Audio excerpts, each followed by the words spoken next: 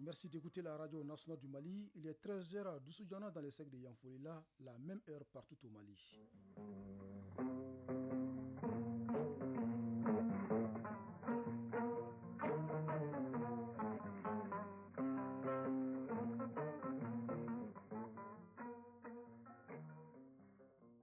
Le journal Bourama Traoré.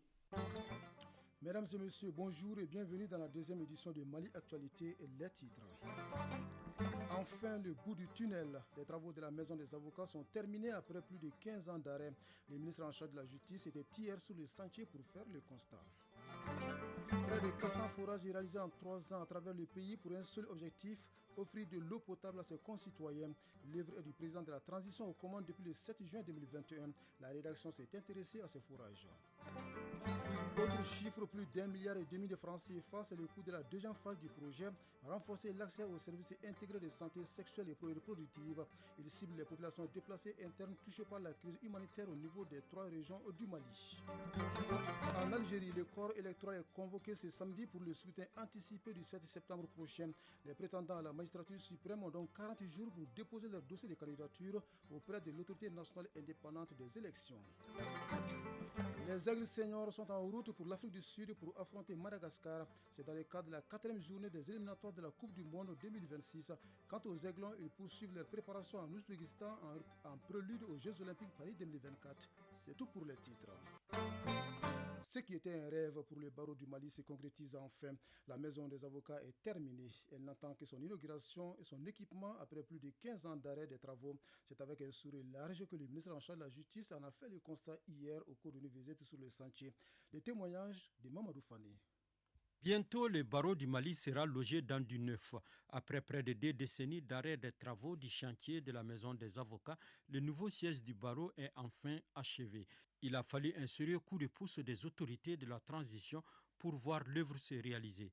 Amidou Keïta, architecte. Quand le président s'intéresse à quelque chose, donc moi, citoyen, une entreprise, il ne fait qu'accélérer les travaux. C'est comme ça que je me suis mis au travail, pour que les travaux puissent avancer. Avant la réception officielle de ce bâtiment, le ministre de la Justice et des Droits de l'Homme a visité le nouveau siège du barreau. Une visite qui a permis d'apprécier les travaux réalisés grâce au soutien financier du président de la transition, colonel Assimi Goïta. Mamoudou Kassogé, ministre de la Justice et des Droits de l'Homme. Après une exécution à hauteur de 20%, il y a eu une interruption sur 15 longues années. Donc il a fallu tout le leadership et la clairvoyance du président de la transition pour que les travaux puissent reprendre. Et aujourd'hui, je suis très heureux de constater que nous sommes à 100% de réalisation des travaux avec toutes les réserves levées. Nous avons un bâtiment qui est prêt à l'emploi. Il n'attend que d'être réceptionné, équipé et puis exploité. Avec ces sièges, les autorités de la transition montrent ainsi leur engagement à réunir toutes les conditions pour une justice saine et indépendante au Mali. Une justice saine et indépendante. Pour concrétiser cette volonté, le Mali peut compter sur son partenaire historique, à savoir la Russie. Son ambassadeur dans notre pays était justement face à la presse pour parler de la coopération entre les deux pays. Le diplomate russe est également revenu sur l'opération spéciale que son pays mène actuellement en Ukraine et la politique internationale de la Russie. À cette conférence de presse, Mariam Kone était présente pour Mali Actualité. Cette conférence de presse a été l'occasion pour l'ambassadeur de Russie, Igor Gromenko, d'aborder plusieurs sujets d'actualité internationale. Parmi ces sujets, l'opération spéciale de la Russie en Ukraine. Il a déploré les interventions militaires de l'OTAN à travers le monde, notamment le soutien à l'Ukraine pour combattre la Russie.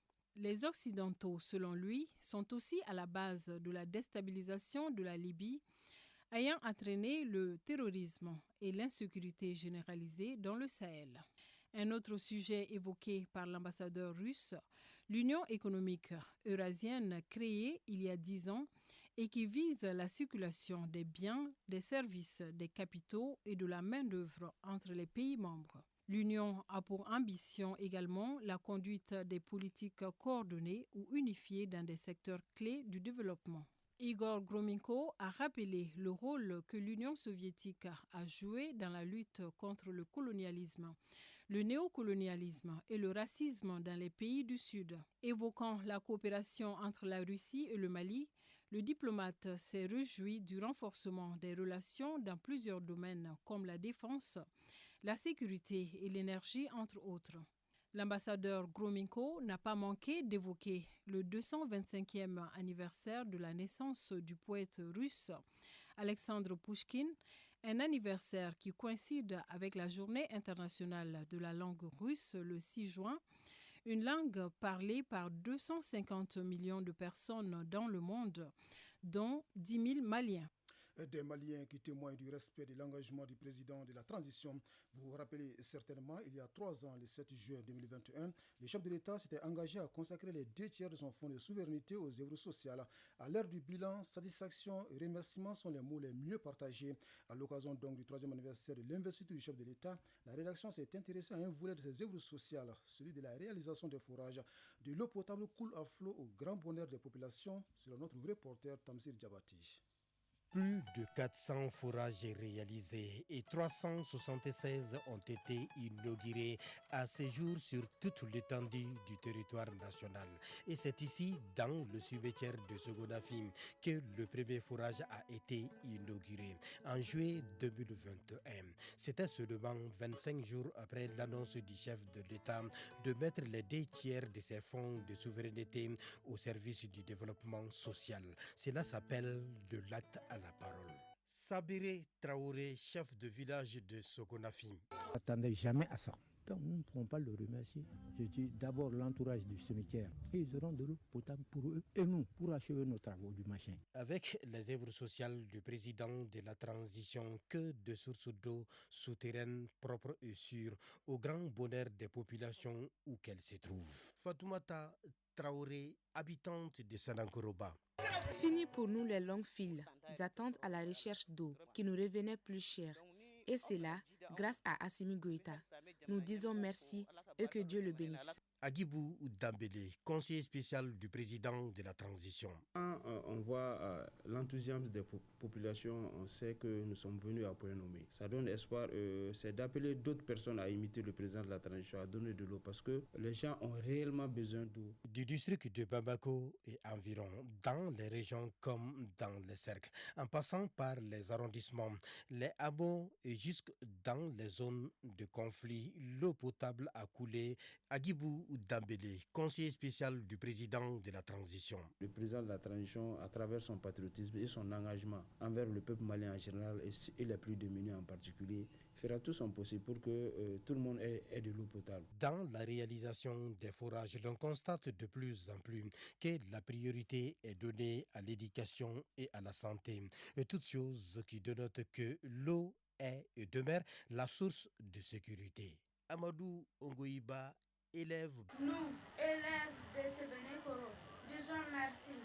Merci à son Excellence, le président de la transition, le colonel Assimi Goïta. Agibou Dambélé, conseiller spécial du président de la transition. Selon la vision du président de la transition, le Mali d'Inkoura se prépare à l'école. Le Mali d'Inkoura a son savoir à l'école. Et l'un des défis à relever aujourd'hui est la satisfaction du maximum de personnes. C'est pourquoi l'équipe chargée de la réalisation des œuvres sociales du président de la transition est à pied d'œuvre pour satisfaire les demandes. On travaille avec l'armée pour mieux sécuriser les équipes de fourrage, quelle que soit la zone. Ces fourrages contribuent ainsi à l'amélioration de la santé et du bien-être des populations, jouent ainsi un rôle crucial dans la réduction des maladies liées à la consommation d'eau contaminée.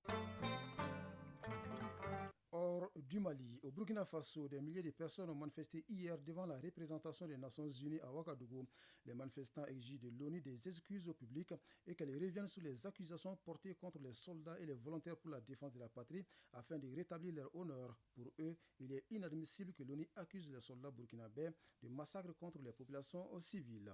En Côte d'Ivoire, l'Assemblée nationale a adopté jeudi une loi sur la répression du terrorisme et le blanchiment des capitaux. Le texte a été adopté à la majorité par 124 députés, mais 72 élus de l'opposition l'ont rejeté car il comprend un alinéa qui, à leur jeu, entrave la liberté d'opinion. Il s'agit de l'article 185 qui vise une tierce personne qui ferait l'apologie des crimes ou qui lance des appels au public dans le dessein de faire désapprouver l'autorité. Le texte doit encore être adopté par le Sénat et l'opposition envisage de saisir le Conseil constitutionnel. En Algérie, le corps électoral est officiellement convoqué ce samedi pour le scrutin anticipé du 7 septembre prochain. Les prétendants à la magistrature suprême ont donc 40 jours pour déposer leur dossier de candidature auprès de l'autorité nationale indépendante des élections. Un dossier qui doit notamment comporter une liste de 600 signatures d'élus ou de 50 000 électeurs. La campagne électorale devrait débuter le 14 août prochain. Le président sortant Abdelmadjid Tebboune ne s'est pas encore prononcé, mais une coalition de partis appelle à sa candidature pour un second mandat. En République démocratique du Congo, 3 semaines après une tentative de coup d'État, le procès des présumés assaillants a commencé hier devant le tribunal militaire de Kinshasa au sein de la prison militaire de Ndolo. Plus d'une cinquantaine d'accusés étaient dans les boxes pour cette première audience qui s'est surtout concentrée sur l'identification des prévenus et la notification des charges. Les prévenus sont accusés d'attentats, de tentatives d'assassinat, de meurtre, de terrorisme ou encore d'association de malfaiteurs. Des accusations dont certaines sont passibles de la peine de mort. La RDC a levé en mars dernier les moratoires sous la peine capitale. Nous restons dans le domaine judiciaire. En Zambie, le tribunal de première instance de Lusaka a condamné hier 22 ressortissants chinois à des peines d'emprisonnement allant de 7 à 11 ans. Ils sont accusés d'actes de cybercriminalité, notamment des fraudes et des escroqueries en ligne visant des Zambiens et d'autres nationalités. Le tribunal leur a également infligé une amende de 1 500 à 3 000 $. Le président américain Joe Biden est arrivé aujourd'hui à Paris pour une visite d'État. Il a été accueilli sur les Champs-Élysées par son homologue Emmanuel Macron. En France, depuis mercredi, le président Biden a participé jeudi et vendredi aux cérémonies marquant le 80e anniversaire du débarquement du 6 juin 1944. C'est ce samedi que commence véritablement cette visite d'État. Enfin, le pape François a réuni hier les ambassadeurs israéliens et palestiniens dans les jardins du Vatican pour prier pour la fin de la guerre à Gaza. Chaque jour, j'ai prié pour que cette guerre prenne fin, a déclaré les souverains pontifs à la petite assemblée qui comprenait une douzaine de cardinaux et le corps diplomatique du Saint-Siège. Il y a des hommes qui, par leurs initiatives, contribuent à réussir un pari. Tel semble être le cas de 5 acteurs de divers domaines qui œuvrent pour la protection, la promotion de la santé et de l'environnement. La Fondation Santé et Environnement a donc décidé de récompenser leurs efforts en les remettant des distinctions. Une invite à plus d'engagement et d'imagination pour inverser la tendance. Les lauréats ont reçu hier leur prix sous l'œil de Sédou Traoré.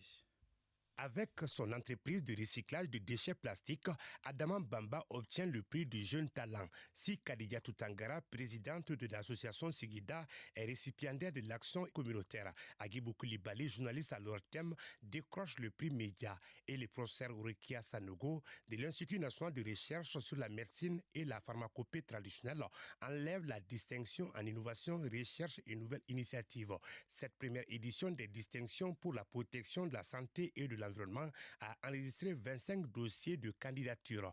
Professeur Urikia Sanogo. C'est un sentiment de fierté. C'est pour donner de la visibilité à des réalités qui existent et qui ne sont pas connues. Moi, je suis contente de parler au nom des récipiendaires. Ces distinctions ont concerné la zone de Grand Bamako, l'intercollectivité de 26 communes urbaines et rurales, une façon pour la Fondation Santé et Environnement et ses partenaires d'encourager les acteurs et les organisations à s'investir davantage dans la protection de la santé et de l'environnement. Dr Fatoumata Napo, présidente de la Fondation Santé et Environnement. C'est toujours un sentiment de grande fierté et de responsabilité, de reconnaître le travail bien fait, non pas seulement reconnaître le travail bien fait, mais aussi de montrer aux autres qu'il y a certains qui travaillent dans l'ombre et qui ont besoin d'être vus, d'être salués, d'être reconnus. En plus du trophée, les récipiendaires ont reçu une enveloppe symbolique, le tout sous le regard admirateur du ministre de l'Environnement, de l'Assainissement et du Développement durable, Mamadou Samake. Tous ceux qui ont été primés, nous allons les suivre. Nous allons voir comment les accompagner, comment accompagner les différentes initiatives, les différents projets qui ont été primés dans le cadre des partenariats que nous avons avec nos partenaires techniques et financiers pour les donner un coup de pouce pour qu'on puisse vulgariser les projets, les idées, en tout cas les innovations pour lesquelles ils ont été primés, pour que les Maliens puissent profiter de ces très bonnes initiatives. Cette distinction de la reconnaissance pour la protection de la santé et de l'environnement a été lancée le 30 avril dernier. Elle devra impulser un changement de comportement partout dans la société malienne. Oui, Sédou Traoré, un changement de comportement nécessaire pour promouvoir la santé. Santé, on en parle avec le lancement à Gao de la deuxième phase du projet Renforcer l'accès aux services intégrés de santé sexuelle et reproductive, de lutte contre les violences basées sur le genre. D'un coût de plus d'1,5 milliard de francs CFA, le projet cible les populations déplacées internes touchées par la crise humanitaire. Il est mis en œuvre par le Fonds des Nations Unies pour la population. Outre Gao, le projet couvre 2 autres régions du Mali. De la cité des Askia, une correspondance de Rakia Toutouré. Durée de 1 an, la deuxième phase du projet couvre les régions de Tombouctou, Ménaka et Gao. Les partenaires de mise en œuvre ont mis le moment à profit pour faire le point des réalisations de la première phase. Dr Théodore Kayamdi, chef de bureau de l'UNFPI. Nous avons distribué 53 kits dans 13 formations sanitaires ont bénéficié de ces kits dans la région de Gao. Fort des résultats obtenus dans la première phase de mise en œuvre et les besoins humanitaires persistants dans la région, l'UNFPA a obtenu un second financement à hauteur de 2 500 000 $ américains. La cérémonie de lancement a été couplée au démarrage des activités de l'espace sur des femmes et filles. Un ouvrage parmi tant d'autres au grand bonheur des bénéficiaires. Dr Théodore Kayamdi, chef de bureau de l'UNFPI. Nous avons d'autres ateliers qui se mettent en place, comme l'atelier de couture avec une dotation de 20 machines à coudre, 2 machines à broder, 2 machines à faufiler, des mannequins pour hommes, femmes et enfants. Il y aura la réhabilitation de 5 maternités, le renforcement de capacités de 120 prestataires de santé. Les autorités administratives et politiques apprécient la deuxième venue du projet, mise en œuvre par l'UNFPI. Soumaïla Sangaré, conseiller aux affaires administratives et juridiques au gouvernorat de Gao. Notre région reconnaît au Fonds des Nations Unies pour la population tout le mérite de l'assistance financière et technique en faveur de la lutte contre la mortalité maternelle et néonatale et du soutien à la stratégie nationale pour mettre fin aux violences basées sur le genre. La cérémonie a été clôturée par la visite des différents ateliers de l'espace sur des femmes et filles de la région de Gao.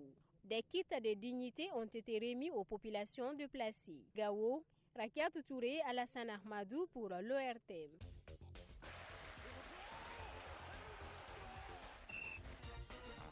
En hippisme, le 80e Grand Prix de la Nation se joue ce week-end au champ hippique de Bamako.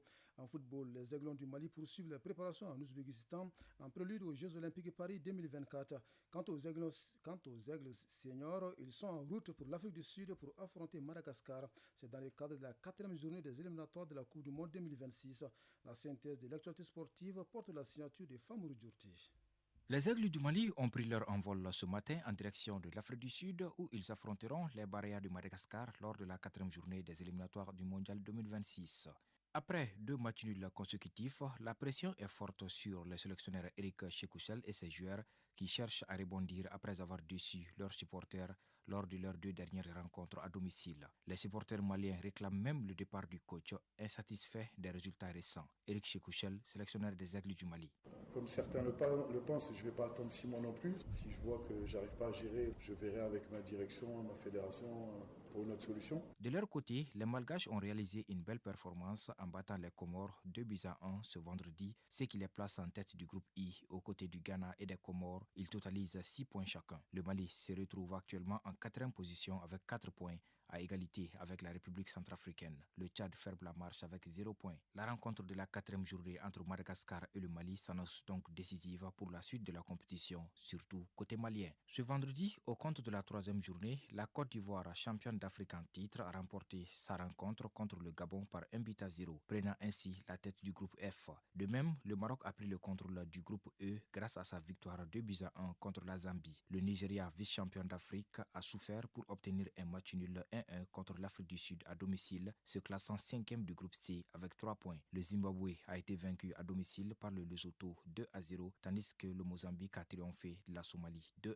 Le Kenya et le Burundi ont fait match nul 1 but partout et l'Ouganda a pris le meilleur sur le Botswana par 1-0. Jeudi, l'Algérie a été battue à domicile 2-1 par la Guinée, ce qui place 4 pays en tête du groupe G avec 6 points chacun. L'Algérie, l'Ouganda, la Guinée et le Mozambique. La 3e journée des éliminatoires de la Coupe du Monde 2026 en Afrique prend fin ce samedi avec 2 matchs, Cameroun-Cap-Vert et Gambie-Seychelles. La sélection nationale des moins de 23 ans du Mali de football se trouve à Takent depuis le 3 juin où elle dispute 2 matchs amicaux contre l'Ouzbékistan en vue des Jeux Olympiques de Paris 2024. Le premier match s'est tenu ce vendredi 7 juin. Le capitaine Boubacar Traoré a permis aux Aiglons du Mali d'obtenir un match nul en marquant à la 62e minute de jeu. Le match retour se joue lundi 10 juin 2024. Rappelons que les Aiglons du Mali sont dans le groupe D avec le Japon, le Paraguay et l'Israël pour les Jeux Olympiques de Paris 2024. Terminons avec le hippisme. Le Grand Prix de la Nation est un événement équestre de renommée au Mali, célébrant la passion pour les courses de chevaux. C'est la plus ancienne des coupes nationales du pays et cette année marquera la 80e édition. Les courses auront lieu ce week-end